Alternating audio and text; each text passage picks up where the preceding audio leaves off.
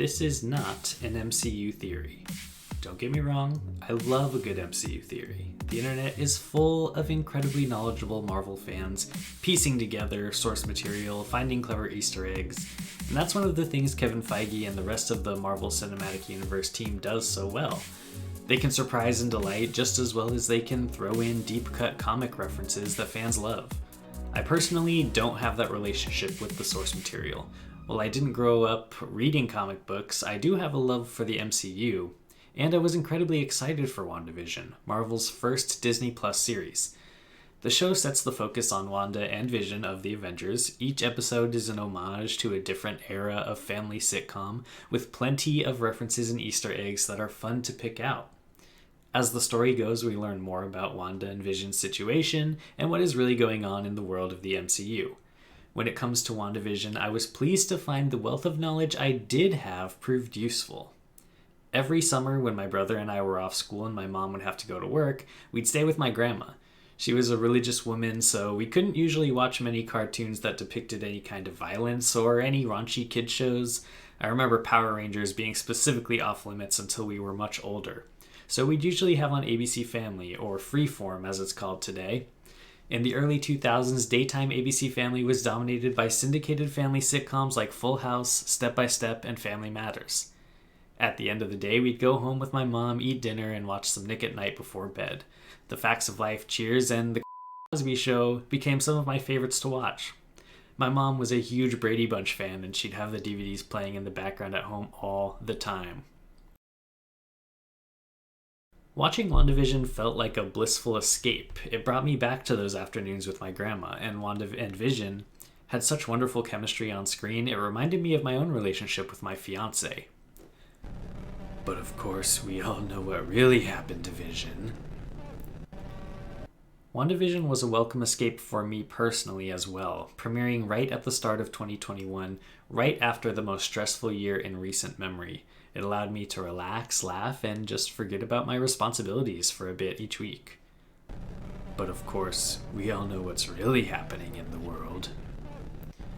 At the start of WandaVision, I was ecstatic. Something fresh, new, and funny within the MCU, but not too bogged down by the overarching backstory. The promise of those first 2 episodes left me feeling light, carefree. But of course, it was all a lie. Throughout the decades, the family sitcom has been a staple of home entertainment in the US, and for a good reason. In the beginning, in this case the 50s, most family sitcoms depicted an idealized version of family. Working husband, loving wife, 2 good kids, probably a dog.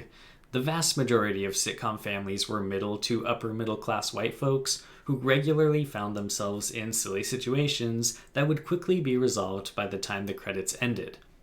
The 60s saw the end of the Hays Code, a long-standing set of guidelines that dictated, among other things, how couples were portrayed on screen. Wouldn't want the kids watching to get the wrong idea that their parents loved each other. One rule in particular that couples could not be shown sharing a bed was first broken by Bewitched, which is fittingly portrayed by Wanda in episode 2 when she merges her bed with Vision's using her magic. The Hays Code was much more sinister than simply banning bed sharing, though. Interracial couples, most kissing, and pregnant women also weren't allowed. Wanda references this in episode 3 when she goes to great lengths to hide her own pregnancy. All of this is to say that early sitcoms were a beautiful lie, an exaggerated version of what an American family should be, confined by an outside set of puritanical guidelines. Vision calls direct attention to this during the magic show in episode 2, when he says, "Tonight we will lie to you and you will easily fall for it." These attitudes were a direct result of post-World War II optimism.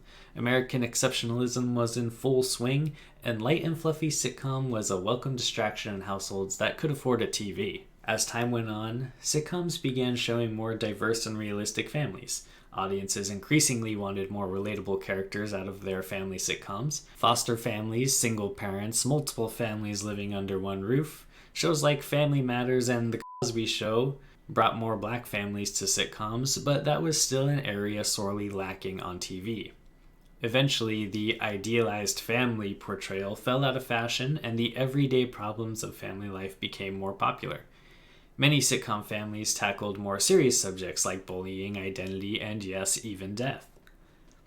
Today, a wide range of families exists on TV, and though they are always coupled with heightened, exaggerated situations, they are closer to reality than the sitcoms of the 50s and 60s. So let's talk about how this plays into WandaVision. By now, you've probably noticed how the facade Wanda created in the town of Westview starts to slowly peel away as the show progresses. This is directly in line with the progression of family sitcoms throughout the decades, and why this is such an interesting format for a TV show about Wanda's grief. Wanda is, of course, incredibly powerful. Many online theorists and diehard comic fans argue that she may be the strongest Avenger. Even Randall Park agrees in the show. That, along with the guilt that she may have caused the Avengers Civil War, and watching her brother and Vision die, might make one want to create a perfect world within a small town to distract themselves from the pain of reality. The Avengers may have won the Infinity War in the Endgame, but Wanda lost everything in the process. Post-Endgame, everyone is going through loss. The blip caused by Thanos was an astronomical tragedy that affected the entire universe. Monica Rambeau, our main tether to reality outside of the Hex, is dealing with the loss of her mother. Having been a victim of the blip, she returns to find that her mother didn't survive a fight with cancer. Rambeau's grief is more implicit, but by the time she is face to face with Wanda as her true self, she is set up as her antithesis. Wanda is happy to create a perfect world for herself inside the Hex. Though the 50s and 60s and even 70s eras of the show, she is able to thwart any attempts to infiltrate her fantasy with relative ease, even going so far as to rewind time and invent color. She even makes herself pregnant, which struck me as one of those moments in a toxic relationship where a couple will decide to get engaged or have a baby just to put a band-aid over their misery for a bit. The 80s era episode shows the biggest turning point in the series up to that point. Wanda is clearly losing control of the situation, and the cracks are starting to show. Her twins are aging at an alarming rate, a subtle reference to child actors seeming to age at a disproportionate rate to the characters they portray. When the kids find their dog Sparky has died, Wanda is forced to teach them the lesson of dealing with loss, while unable to confront it herself.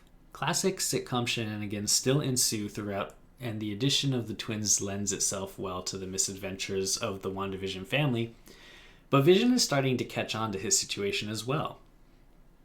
This scene is the best in the entire series. It plays on our expectations of what sitcom end credits should be.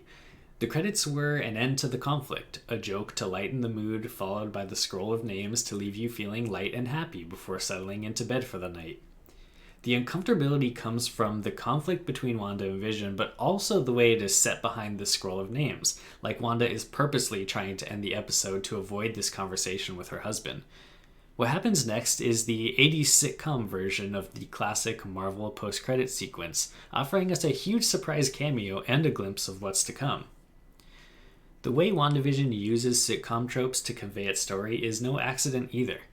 Showrunner Jack Schaefer has noted that when building her writer's room, she was looking for a diverse group of TV fans, a room that had the sitcom knowledge along with more modern TV dramas like Lost. Red herrings are also utilized heavily to keep the audience guessing, especially those, unlike myself, with a deep understanding of the comic books and their characters. All of this put together creates the perfect metaphor for the stages of grief from denial to acceptance. Rambeau throughout the series is ready to fight the pain of the loss of her mother, grieve, and move forward, but she understands Wanda's pain. This is such a small moment, but Elizabeth Olsen's tone and expression here really hit me hard. You can see and hear her pain as she's confronted, and the way she lashes out just feels so real. She's not ready to face the reality, and the more she runs from it, the worse the end result will be. And I know this is late in the video to be mentioning this, but Olsen and Paul Bettany as Wanda and Vision respectively are giving the performances of the entire MCU in this series. Just a seriously incredible job on both to be simultaneously portraying their characters so truthfully, while also mimicking the styles of sitcoms. By the 90s, sitcom tropes included full-on family dysfunction. Vision lies to Wanda and his kids because he is suspicious of his wife and goes off to find answers.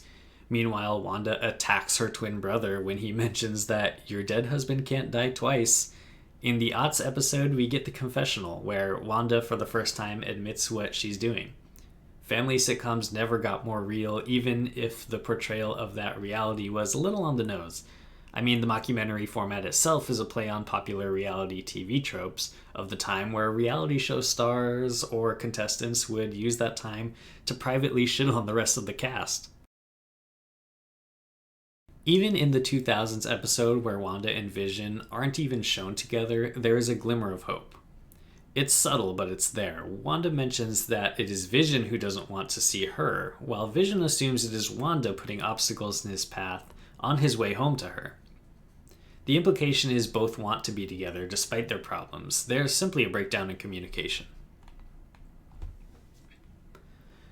WandaVision's themes and story are operating on many layers here.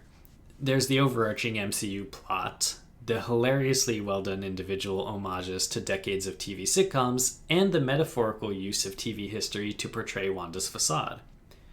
But something else about the show felt very real to me from the start. I mentioned seeing Wanda and Vision together made me happy. I am recently engaged, and I love my fiancé very much. It was nice to see a show that seemed to just be about that, a loving couple. It was equally nice to escape from the everyday dread that lingers in the background for the vast majority of the world right now. I was excited for the escape, but of course, eventually the facade had to break. By episode 4, we exit the Hex, and the curtain is lifted. This isn't just going to be the carefree sitcom I wanted, is it? Am I reading too much into it to think that Marvel pulled off a fourth meta sitcom theme on me by lulling me into a false sense of security with the first few episodes, only to slowly reveal to me that this was in fact a true MCU TV show when I was all ready for the distraction of a fun comedy? Probably. But also...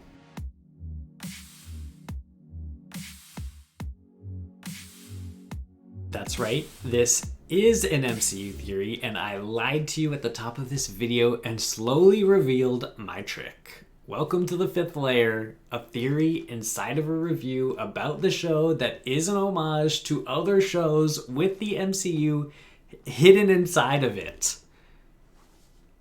If this video were a turducken, this part would be the guilt. So did Kevin Feige and the MCU play on our own worldwide need for distraction to tell this story? When I brought this theory up to friends, they were quick to point out, but Joshua, WandaVision was originally planned for before COVID started. They couldn't possibly have planned for this. While it's true WandaVision has been in production as early as 2018, the purpose of the show was to kick off Marvel's Phase 4. We know now that the events of WandaVision introduced characters and concepts crucial to the upcoming Marvel storylines, but the how and why weren't decided until after Jack Schaefer and her own team were assembled. The sitcom concept and Wanda's role in the greater MCU story were all Feige's idea, and Jack Schaefer took it from there. According to Feige, one of the challenges he faced going into Phase 4 was that the blip, as a world-altering event, would eventually lose steam the way the Battle of New York eventually did after the first Avengers film. When the world went into lockdown in the wake of the coronavirus, Feige saw this as a way to extend the life of the blip. In an interview with Variety, he says this outright. There is a direct relationship between the Thanos snap and COVID-19. That the world can now relate so much more to such a shared catastrophic event made it that much more relevant. In Feige's words, of course we always come up with new things as well from the comics, but the real-world connotations are shockingly and somewhat depressingly relevant now between our worlds. We talked about the separation between reality and WandaVision being inside versus outside the Hex. In episode 4, the opening sequence is Monica Rambeau rematerializing after Hulk snaps the population back into existence. Immediately, the hospital she appears in is in chaos. The first hospital personnel she runs into as she tries to ask for help frantically replies, "They're all coming back, we don't have the capacity." The parallels here are obvious, as hospitals have struggled all year with capacity as cases soared, especially in the US. And according to Feige, this is only the beginning. More references to the blip are set to be eerily relevant to our current real-world situation. So what I had hoped would be an escape, a chance to forget and let go of the state of the world for a moment, slowly reminded me more and more of it.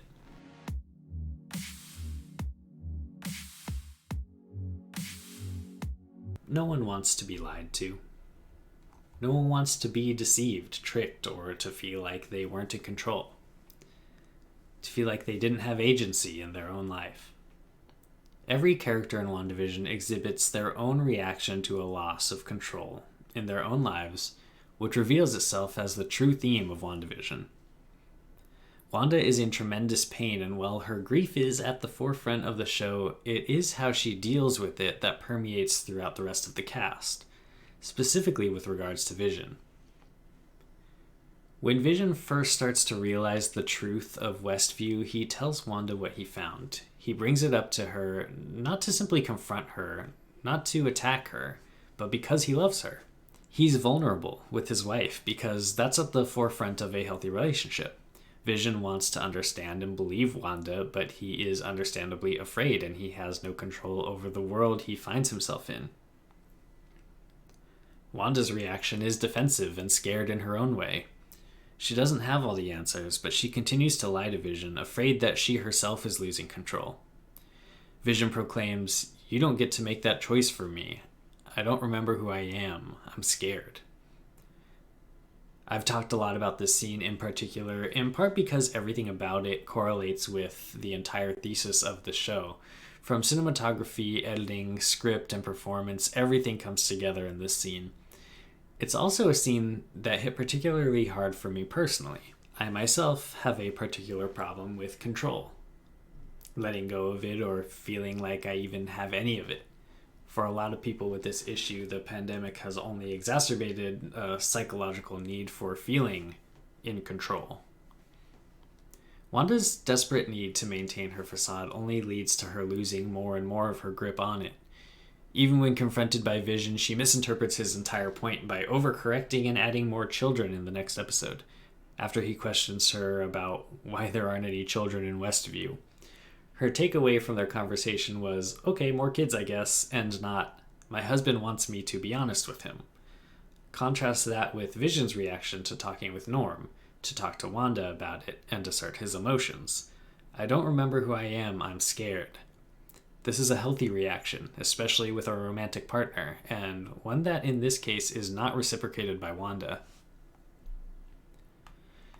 It's no surprise that Wanda would start to lose control of her situation. In trying to control everything, you can control nothing, represented by the reveal of Agatha Harkness and the summer hit of 2021, Agatha All Along. Originally, I thought her reveal muddied the narrative of WandaVision a bit. That Wanda's grief was enough of an antagonizing force for the show, but my brother put it in a different perspective for me. In comics, and in this case, comic book movies, it's a genre trope for an emotion or a psychological trigger to be personified in a supervillain. That's what the MCU is about. When these movies are at their best, they are about the characters, fighting an internal struggle that correlates with the external threat. In the case of WandaVision, we got to follow the bliss of her happy marriage with Vision and watch as she struggled to keep it all from falling apart, up until the moment she lost control completely. But sometimes the only way out is through. In episode 8, Agatha Harkness takes Wanda on a trip down memory lane, a reference to the common flashback episode trope sitcoms would use as series finales. Wanda revisits all of her most traumatic moments throughout her life. This isn't just Harkness being cruel. It's therapy. It's a hard-fought battle to find who she really is, the Scarlet Witch. Wanda always turned to TV for comfort like so many of us do. Like I hope to do with this very show. And maybe like some of you will do with this video. I recently asked my Discord community what things they liked to turn to for comfort, and many said YouTube videos as well as video games, TV, and comic books. It's good to have things you find comfort in when times get tough, but WandaVision reminded me that, at a certain point, We must face reality, no matter how hard.